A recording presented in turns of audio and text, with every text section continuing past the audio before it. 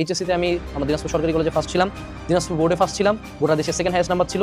তারপরে 3টা ভার্সিটিতে ফার্স্ট হয়েছি, 15টা ভার্সিটিতে চান্স পাইছি, পরবর্তীতে বুয়েটে পড়াশোনা কন্টিনিউ করছি। আমার জীবনের খাওয়া, ঘুম, ওয়াশরুম আর জিমের 2 ঘন্টা বাদে আমি বাকি পুরা টাইমটা পড়তাম। এমনও গেছে আমি এইচএসসি লাইফে কখনো 5-6 ঘন্টার বেশি ঘুমাই নাই। আমি আমার জীবনের একটা বড় শতাংশ সময় নিজের হাইট, নিজের চেহারা, নিজের চুল, দাড়ি অনেক কিছু নিয়ে প্রচুর ইনসিকিউরিটিতে ভুগছি। এইচএসসি লাইফে আমার রিলেশনশিপ ছিল, আমি আই ওয়াজ লাকি যে ওটার টেইনগুলা কাটায় উঠে আমি পড়াশোনা করতে পারছি। 3 দিকে 3 নৌকায় পা দিতে গেছি। আমার বুয়েটেও হয়তো টপ 100 ঢুকতে পারি নাই, ডিএমসিতেও ঢুকতে পারি নাই, ঢাবিতে হয়তো বা ভাগ্যক্রমে ঢুকছি, বা ঢাবিতে পড়ার আসলে প্ল্যান ছিল না।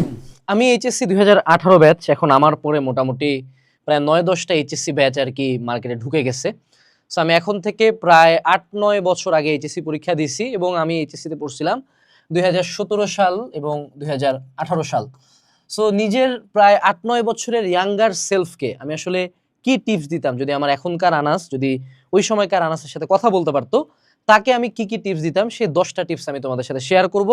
আশা করি এই 10টা টিপস তোমাদেরও কাজে লাগবে, ঠিক আছে? সো ওই সময় আসলে যতদূর আমি খেয়াল করি আমার ছোটবেলার কথা, তখন আমার একটা সুন্দর সাইকেল ছিল। আমি প্রতিদিন সকালে উঠতাম, সাইকেল নিয়ে কয়েকটা জায়গায় প্রাইভেট পড়ে যেতাম, মাঝে মধ্যে কলেজে যেতাম, তারপর বাসায় আসতাম, বাসায় স্যাররা পড়তো, রাতের বেলা জিমে যেতাম, তারপর পড়াশোনা করতাম। সো আমার পুরো লাইফ জুড়ে ছিল শুধুমাত্র পড়াশোনা আর জিম, এবং I continued this till I got into varsity life পর্যন্ত। এভরি সিঙ্গেল ডে আমার রুটিন এটাই ছিল। সো সেখানের মধ্যেও আমার এইচএসসিতে আমি আমার দিনাজপুর সরকারি কলেজে ফার্স্ট ছিলাম, দিনাজপুর বোর্ডে ফার্স্ট ছিলাম, গোটা দেশের সেকেন্ড হাইয়েস্ট নাম্বার ছিল। তারপরে 3টা ভার্সিটিতে ফার্স্ট হয়েছি, 15টা ভার্সিটিতে চান্স পাইছি, পরবর্তীতে বুয়েটে পড়াশোনা কন্টিনিউ করছি। তোমার কাছে শুনে মনে হতে পারে যে এভরিথিং ইজ সো পারফেক্ট, তারপর আপনার মনে কেন আফসোস মানুষের থাকে। এবং আমি যেটা সবচেয়ে বড় আফসোস বলবো, যেটা আমি তাকে বলতাম যে I work actually too hard. I think আমার মনে হয় আমি যদি 16 দিতাম ইনপুট, তাহলে আমার হয়ে যেত, সেম রেজাল্টই হইতো। ইভেন আমি যদি 12 ইনপুট দিতাম, তাও আমার সেম রেজাল্ট হতো। বাট আমি 16-12 ইনপুট দেনে আমি লিটারালি 25-30 ইনপুট দিছি। সো আমার প্রথম সাজেশন হয়তো বা থাকতো যে ডোন্ট ওয়ার্ক দ্যাট হার্ড। মানে আমি যে সিভিয়ার লেভেলের প্রেশারটা এইচএসসি লাইফে নিছি, সেই এইচএসসির পড়া বেঁচেই খাচ্ছি, এটা সত্য কথা, but still that wasn't worth it honestly. এখন তুমি বলতে পারো যে ভাই আপনি তো আমাদেরকে পড়তে বলেন। সো মানে বুঝো যে আমার জীবনের খাওয়া, ঘুম, ওয়াশরুম আর জিমের 2 ঘন্টা বাদে আমি বাকি পুরা টাইমটা পড়তাম। মানে দ্যাটস ইনহিউম্যান। মানে আমার অ্যাভারেজ স্টাডি টাইম কোনোদিনই 12 ঘন্টার নিচে কখনোই যায় নাই। মানে 17 ঘন্টা 18 ঘন্টা এমনও গেছে। আমি এইচএসসি লাইফে কখনো 5-6 ঘন্টার বেশি ঘুমাই নাই। মানে 5 ঘন্টার বেশি কবে ঘুমাই যায় না, এখন তো 7-8 ঘন্টা ঘুমাই বয়সের কারণে। হ্যাঁ, সো প্রথম যে সাজেশনটা থাকবে, I would suggest him to not read that much. এই যে আমি তোমাদেরকে লাইক শুরু থেকে বলি যে সব পড়ার লাগবে না, সব তুমি পড়ো, কিন্তু স্পেশালাইজ করো কিছু সার্টেন টপিকে, কিউনিট সেশন পড়ো, বিদেশি বই পড়ার দরকার নাই। আমি আনাস ফেদো, রেসনি, খালিডে, ব্রিজলাদের অপটিক্স, আলেকজান্ডার সাদিকুর ইলেকট্রনিক্স থেকে শুরু করে বিদেশি যত বই আছে সব ঠেকাইছিলাম। মানে আমার আমার একটা সবচেয়ে বড় ঝামেলা ছিল যে আমি প্রচুর সন্দেহ করতাম, আমি কারো কথা বিলিভ করতাম না। এটা এখনো এই সমস্যা আমার, যে এবারটা কথা না ভাই তুই কে জানিস ভাই, আমি কইরে দেখি তো। সো কইরে দেখি তোর কারণে আমি সবই টেস্ট করতে গেছি। হ্যাঁ, আমি মেজরিটি অফ দ্য টাইম যে আমার যে কিউএনএ সেশন, এটা পুরাপুরি আমার নিজের নোট থেকে লেখা। আমার যে কোর্সের কারিকুলাম, এটা আমি নিজের থেকে ফিক্স করি। এই যে একাডেমিক অ্যাডমিশন কোর্স নামানো, এটা আমার নিজের আইডিওলজি। অর্থাৎ আমি এইচএসসি লাইফে যা পাই নাই সেটার উপরেই পুরো প্ল্যাটফর্মটা দাঁড়ানো। অর্থাৎ আনাস ফেরদৌসকে আমি যা দিতে চাচ্ছিলাম সবগুলা দিয়ে এই প্ল্যাটফর্মটা আমি ডিজাইন করছি। এভরি সিঙ্গেল প্রোডাক্টের পিছনে একটা স্টোরি আছে, তুমি শুনতে চাইলে আমি বলবো না। তো এই জন্য আমি যেহেতু সব পড়ছি, সব পড়ে কিন্তু আমার লাভ কিছু হয় না। ব্রিজলার অপটিক্স আমার লাইফে এক সেকেন্ডের জন্য কাজে লাগে নাই, ঠিক আছে? সে ওই ফিজিক্স বইয়ের ভর্তি করে ওরকম পারিও নাই। ওকে, সো এই জন্য আমি নিজেকে বলতাম যে ভাই এত পড়ার দরকার নেই। তুই বিগত বছরের কোশ্চেন অ্যানালাইসিস আমি অ্যানালাইসিস করে পড়ে যেতাম, বাট অ্যানালাইসিস করে মনের মধ্যে সন্দেহ হইতো যে এ ভাই 3টা টপিক পড়লে হবে একটা চ্যাপ্টারে, এলা 200 পেজের চ্যাপ্টার, 3টা টপিক পড়লে হবে। আসলে হয়েছে প্রতিবারই, কিন্তু প্রতিবারই আমার মনে সন্দেহ থেকে আরো বেশি পড়তে গেছি। সে কামটা আমি করতাম না, মনে প্রাণে বিগত বছরের কোশ্চেন অ্যানালাইসিসকে বিলিভ করতাম। যেমন এখন কিন্তু হালকেনস্টাইনে মোটামুটি ভালো একটা ক্রেজ আছে স্টুডেন্টদের, কারণ অনেক স্টুডেন্ট বুঝে যে সে বড় ক্লাস করতে পারবে না, সে কিনে তারপর বুঝে যে পারবে না, ও তখন তারপর আমাদের কাছে আসে কোর্সে ক্লাস করছে শর্ট ফর্মে, ঠিক আছে?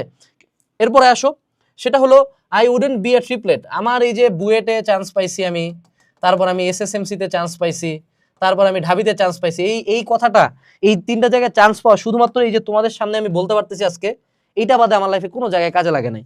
বুয়েটে আমি হয়েছি হলো 268তম, এসএসএমসিতে ছিলাম সম্ভবত 332, মেডিকেলে ছিলাম, আর ঢাবিতে ছিলাম 25তম। তারপর রাবিতে ফার্স্ট হয়েছে, বাংলাদেশ কৃষি বিশ্ববিদ্যালয়ে ফার্স্ট হয়েছে, অস্টে ফার্স্ট হয়েছে, ডেন্টালে থার্ড হয়েছি। কিন্তু কথা হলো যে ভাই সত্য কথা বলো তো ভাই, আমি যে 15টা ভার্সিটিতে চান্স পাইছি, আনলেস আমি এই বিজনেসে আসতাম, এডটেক ব্যবসা ছাড়া আমার এই পজিশন কোনো জায়গায় কাজে লাগে না, বরঞ্চ আমি যদি পারতাম, আমি যদি ডিএমসি তে চান্স পাইতাম, হ্যাঁ আমার ভাই যেটাতে পাইছে, আমি বুয়েটে ভর্তি হইতাম না, সত্য কথা বলতেছি ভাই। তো যতই বলি বায়োমেডিক্যাল চুজ করছি, এই করছি এই করছি, ডিএমসি হইলে আমি এদিকে আসতাম না। তো এই যে যেহেতু তিন নৌকায় পা দিতে গেছি, আমার বুয়েটেও হয়তো বা টপ 100 ঢুকতে পারি নাই, ডিএমসিতেও ঢুকতে পারি নাই, ঢাবিতে হয়তো বা ভাগ্যক্রমে ঢুকছি, বা ঢাবিতে পড়ার আসলে প্ল্যান ছিল না, বাস্তবতা এইটাই। সো এই তিনটা হওয়ার আসলে আমি আগে দেখবা ভিডিও বানাইতাম কিভাবে ট্রিপলেট হওয়া, এখন বানাই না। It's not worth it. এটা জাস্ট একটা ফাপড় নেওয়ার জিনিস বাদে কিছু না, ঠিক আছে? ওই ফাপড় নিতে চাইলে নিতে পারো, বাট লাভের লাভ কিছুই নেই। হুদাই এক্সট্রা করে ডবল এফোর্ট ট্রিপল এফোর্ট দেওয়ার দরকার নেই। যে কোনো একটা চুজ করো, বুয়েট, ডিএমসি, ডিইউ, মানে হলো ইঞ্জিনিয়ারিং মেডিকেল ভার্সিটির মধ্যে যে কোনো একটা চুজ করো, ওটারই টপ যাবা, ঠিক আছে? এই জন্য কিন্তু আমি তোমাদেরকে যখন একাডেমিক অ্যাডমিশন কোর্স ডিজাইন করছি, মানুষজন বলে যে ভাই ভার্সিটি, মেডিকেল, ইঞ্জিনিয়ারিং তিনটারই ক্লাস দেওয়ার দরকার কি? হ্যাঁ, আমি বলি যে ভাই একটা স্টুডেন্ট প্রথম 6 মাস এক্সপ্লোর কর, তুই তিনটাই দেখ, তারপর তো যে কোনো একটা ওইটার ক্লাস করবে, বাকি তার অ্যাডমিশন ক্লাস দেখার দরকারই নেই। এরপরে I would do math by hand. আমি ম্যাথে দুর্বল ছিলাম আজীবনই, এবং এই ম্যাথের দুর্বলতার বড় রিজন হলো ম্যাথ করতাম না, লিখে করতাম না, ঠিক আছে? আমি যেটা করতাম যে আমি বিভিন্ন ম্যাথের উত্তর মুখস্থ করতাম, স্টেপ মুখস্থ করতাম, টাইপ করতাম, মেলা কিছু করতাম, কিন্তু মনে রাখতে হবে ম্যাথ পারতে গেলে ভাইয়া ম্যাথ করতে হবে। এই জন্য আমাদের একাডেমিক অ্যাডমিশন কোর্সে একটা সার্টেন টাইপ অফ ক্লাসই অ্যাড করছি, ম্যাথ সলভিং ক্লাস। এটা আমরা বাদে বাংলাদেশে কেউ করে না, যে পুরা মনে করো একটা টিচার আছে শুধু ম্যাথই করাবে, এই যাতে স্টুডেন্টও ম্যাথ করে। মুদ্রা কথা, যে কোনো টাইপ অফ ম্যাথ হোক, সেটা ফিজিক্স হোক, সেটা ম্যাথ হোক, সেটা কেতাব হোক, সেটা engineering question bank, any type of math হাতে লিখে করবা, দেখবা না, দেখে ম্যাথ সোজা মনে হবে, করতে গেলে দেখবা আটকে গেছো। এর পরবর্তীতে আমি ছোট আনাসকে যেটা বলতাম যে ভাইয়া চেহারা সুরত অত ম্যাটার করে না। আমি আমার জীবনের একটা বড় শতাংশ সময় নিজের হাইট, নিজের চেহারা, নিজের চুল দাড়ি অনেক কিছু নিয়ে প্রচুর প্রচুর ইনসিকিউরিটিতে ভুগছি। মানে এই ইনসিকিউরিটির লেভেলটা কতটা এক্সট্রিম ছিল এটা অনেকে বিলিভও করবে না। বাট এখন আমি actually I have let go of everything, আমার কোনো যাই আসে না। এই যে লাইক যা পরে থাকি, যা পরে আসে, আমার কোনো যায় আসে না। সো আমি এটা অনেক পরে বুঝতে পারছি যে পুরুষ মানুষের জন্য সবচেয়ে ইম্পর্টেন্ট হলো তার ক্যারিয়ার এবং তার মানি, তার সাকসেস। একজন পুরুষ মানুষ হলো প্রোভাইডার, সে মেয়ে মানুষ না যে সে চেহারা বেঁচে খাবে। একটা 6 ফিট লম্বা মডেলের মতো পুরুষ মানুষকে দুনিয়া অত দাম দিবে না, যতটা না একটা মনে করো ধরো কাইল্লা বাইটটা বিসিএস ক্যাডার, এরও দাম দিবে মানুষজন, বুঝছো? দুনিয়া এমনই, শুনে খুব খারাপ লাগতে পারে, কিন্তু একজন পুরুষ মানুষের জন্য ক্যারিয়ার, টাকা, সাকসেস বেশি ইম্পর্টেন্ট। আমি তখনকার আনাসকে এইটুকু বুঝাইতে যদি পারতাম, তাহলে তার লাইফের অনেক পেইন কমে যাইতো। এরপরে হলো I would start varsity MCQ earlier. আমি আমাদের কোর্সের একাডেমিক ক্লাসের সাথে সাথে সবসময় বলি যে তুমি ভার্সিটি ইউনিটের অ্যাডমিশনের ক্লাসগুলো করো। মনে রাখবো varsity unit admission class literally প্রত্যেকটা, ইঞ্জিনিয়ারিং এ চান্স পাবো না ভার্সিটি ইউনিট, মেডিকেলে চান্স পাবো না ভার্সিটি ইউনিট, ঢাবিতে চান্স পাবো না ভার্সিটি ইউনিট, গুচ্ছ, কৃষি, যত ঢাবি জাবি রাবি চবি সবই ভার্সিটি ইউনিট। এবং এই ভার্সিটি ইউনিটের এমসিকিউ হলো এইচএসসির এমসিকিউ কেও মোর দেন ইনাফ কভার দিয়ে দেয়। সো আমি ভার্সিটি ইউনিটের এমসিকিউ পড়ছি অনেক পরে, মোটামুটি সেকেন্ড ইয়ারে উঠে। যদি আমি ফার্স্ট ইয়ার থেকে পড়তাম তাহলে আমি আরো বেটার রেজাল্ট করতে পারতাম, ঠিক আছে? এরপরে আসো I would solve test paper from first. আমি কোর্সে এক্সট্রা করে টেস্ট পেপার সলভিং ক্লাস শুরু থেকে অ্যাড রাখছি। এটা রিজন হলো আমি টেস্ট পেপার সলভ করছিলাম একদম এইচএসসির আগে, কলেজের পরীক্ষার জন্য আমি সবই পড়ে যাইতাম, যেটা অ্যাকচুয়ালি কোনো কামের ছিল না, লাগতো না কাজে। তুমি যদি শুধুমাত্র টেস্ট পেপার সলভিং ক্লাসগুলো করে যাও, টেস্ট পেপার ইম্পর্টেন্ট টপিকগুলো পড়ে যাও, তুমি কলেজের যে কোনো এক্সাম পার হয়ে আসতে পারবা। এর পরবর্তীতে I wouldn't get into a relationship. HSC লাইফেও আমার রিলেশনশিপ ছিল, আমি আই ওয়াজ লাকি যে ওটার টেইনগুলো কাটায় উঠে আমি পড়াশোনা করতে পারছি। বাট আমি অনেস্টলি নিজেকে বলতাম যে ভাই এটা করার দরকার নেই, এবং তোমাদেরকে বলবো এইচএসসি লাইফে don't do that, not worth it. Admission লাইফে তো আরো না, এইচএসসি লাইফে আরো না। তুমি যদি করতে চাও তুমি ভার্সিটি লাইফে ওটা কি করবা করো, কেউ দেখতে যাবে না, ঠিক আছে? লাস্ট বাট নট লিস্ট, আমি ওই সময় আসলে সত্য কথা বলতে দেখো, আমাদের সময় না ছিল হালকেনস্টাইন, না ছিল অন্য কোনো প্ল্যাটফর্ম, আমাদের সময় অনলাইনে ওরকম কিছুই ছিল না, ঠিক আছে? 2-4টা ফেসবুক গ্রুপ কিছু পোস্ট করতো।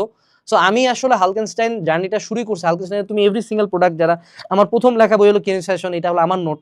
আমার একাডেমিক অ্যাডমিশন কোর্স 21-22 সালে আসে আমি বানাইছি। এটা প্রাইম রিজন ছিল যে আমি চাচ্ছিলাম একটা অল এনকম্পাসিং একটা জায়গা বানাইতে। এই যে এখনো যে গাইডলাইন ভিডিও দেই, আমরা তো ক্লাস নিতে পারি, আমরা ক্লাস না নিয়ে গাইডলাইন দেই। এটা রিজন হলো দেখো, ক্লাস তুমি পাচ্ছ না, অন্যরকম পাঠশালা ছিল না, 10 মিনিট স্কুল ছিল না, ছিল তো ক্লাস সবারই ফ্রিতে করে দেওয়া আছে, কিন্তু একটা স্টুডেন্ট গাইডলাইন পাচ্ছে না, গাইডলাইন যে এক্স্যাক্টলি এই প্রবলেমটা হলে কি করব। সো আমি ট্রাই করছি আমার এই গত 6 বছরের এডটেক জার্নিতে এভরি সিঙ্গেল প্রবলেম নিয়ে কথা বলা, এবং আমি অ্যাজ এ স্টুডেন্ট যেই বইটার অভাব বোধ করছি, যেটা থাকা দরকার ওইটা বই লিখছি। যেই বই অলরেডি মার্কেটে অ্যাভেলেবল আছে, তুমি দেখবে যে ওগুলা বই আমরা লিখি নাই। আমরা কোনো বইয়ের জন্য মৌলিক গাইড লিখি না, আমরা অ্যানালাইসিস বই লিখি। কারণ আমি নিজে ভাবছিলাম যে এরকম করে যদি কেউ একটা বই সাজিয়ে দিত আমার জন্য ভালো হইতো, তাই না? কোশ্চেন ব্যাংক আলাদা পড়বো, গাইড আলাদা পড়বো, দুইটা মিক্স করে একটা বানা, দুইটা কেন পড়বো? সেরকম প্রত্যেকটা জায়গায় আমার আইডিওলজি আছে। সো যদি আমি ছোট আনাসকে পাইতাম, আমি কইতাম যে যদি ওর সময় হালকেনস্টাইন থাকতো, ব্লাইন্ডলি হালকেনস্টাইনকে ফলো করতে। এবং স্পেসিফিক্যালি হালকেনস্টাইন ঢাকা স্টুডেন্টদের চেয়ে বেশি যারা আউটসাইড ঢাকা আছো তাদের জন্য একটা সেভিয়ার।